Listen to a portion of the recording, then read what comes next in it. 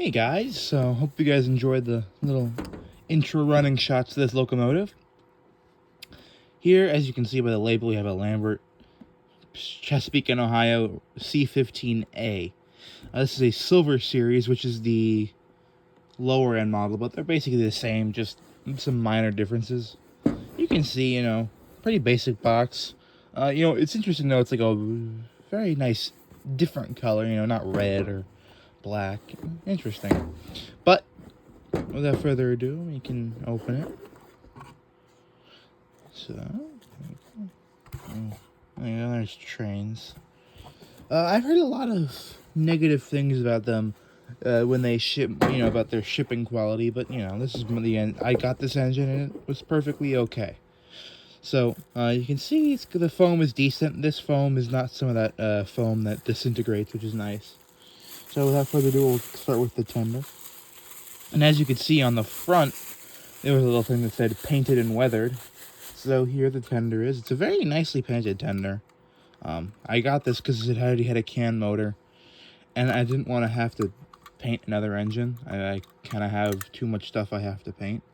But you can see, this was, I think this is actually a Platinum series, because it has all the stuff for, their sound, their whatever they're called, preliminary sound system these came with. You can see this person added the coal. I wouldn't have done that, but it's a nice little touch, and you can see this is removable.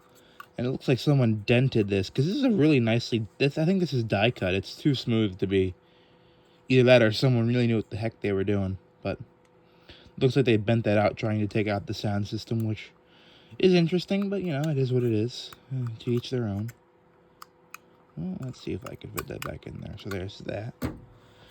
Now, you may have seen this locomotive, but I'm refilming this because I realized the audio on the original, by the time I unboxed this, was not good. But here's the model. This is a very heavy model for an 080, and it pulls really well because this is basically the smallest drivers you could have. I mean, these are 48 inch or something like that. I'm not entirely sure of all the little driver spacings, but very nicely detailed model. It's got that, the C&O, I almost said C&J. The C&O had very interesting fronts with all the flying pumps and the air pump and all like the LSCO feed water heaters and stuff. But what's interesting about this model is you can kind of see these actually, to get the motor, the shaft down, instead of having a double idler, they just had a worm gear similar to the PFM articulated. So this thing is a bit noisy. Also, you can see there it has a little notch for the sound hole, but, I'm not really too picky. But someone went through and with a brush and kind of detailed the interior. And this is just a beautiful engine. You can see it has a sound cam, which I think Tsunami's the only one who doesn't do that anymore, but TCS, but it's kind of a waste. But I might try it. But this thing is nicely sprung. It's got that interesting valve gear, but that's about it for this section.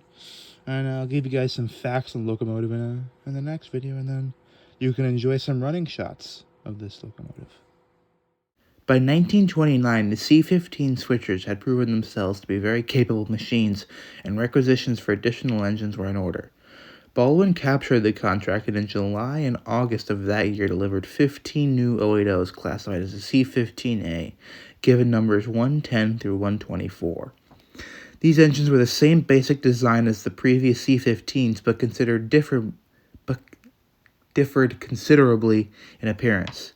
The most striking feature was the mounting of the single air pump on the left side of the smokebox door, while a long, narrow smokebox door, similar to the Malays, occupied the right side of the front end. This required moving the headlight near the top of the stack on the smokebox.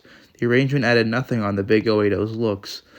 At least one C-15A, another 118 was rebuilt in later years to bear the regular C&O switcher face. Mechanically, this class utilized front-end throttles, the first on C&O switchers, and cast steel underframes with integral cylinders. The latter featured also included 2 pilot beam braces. The class received assignments throughout the C&O system, but for reasons unknown, many of them clumped on the Richmond Division, particularly at Fulton Yard. In the early 1940s, the original C-15s 100 through 109 were redesignated as C-14s, and the C-15As were redesignated as C-15s. The first of the class were retired in December 1952, and the rest of the 10 were soon thereafter.